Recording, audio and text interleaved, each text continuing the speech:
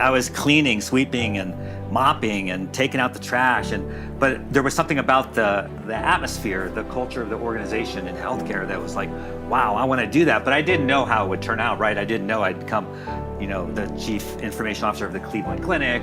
So it's kind of a journey, but the seeds were definitely planted there. I had this hunger or calling on my heart for healthcare, and so I just pursued any opportunities to continue down that path, because sometimes you might not have a specific vision, but you kind of have a general idea. So for me, the general idea was healthcare. So whatever was in my path that had anything remotely to do with healthcare, I would pursue it. So I've well established the original reason for my why into healthcare was the traumatic birth and saving of my youngest daughter. And I knew at that point it was all about we save lives. And that's been the why for 20 some years. So I just looked for people that I wanted to sort of be like, or be in those types of positions, or that I admired for some reason. But I just felt this sense that I was called to lead, to be a leader in healthcare. And so I sought out leaders, and I would just like I'm saying, I would see someone speak, or someone write a book, or I'd hear about a name. I'm also a member of Team USA Duathlon.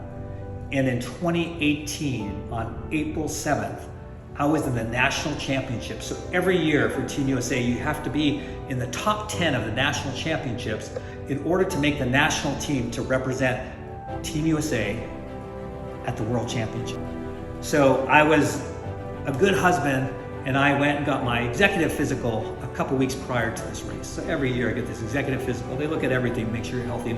So I'm running in the last 2 miles of this race, and I feel a pressure on my chest. So I keep running, but I do slow down. And they said, he's having a widowmaker, the big one.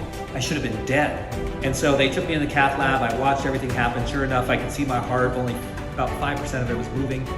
You can see the cath come through and remove the blockage.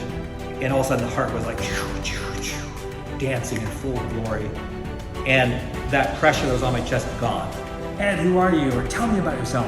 And for me, it's really easy. It's really about 4 things. The first is serve. The second is study. The third is to share. And the fourth is shape. And the most important is to serve.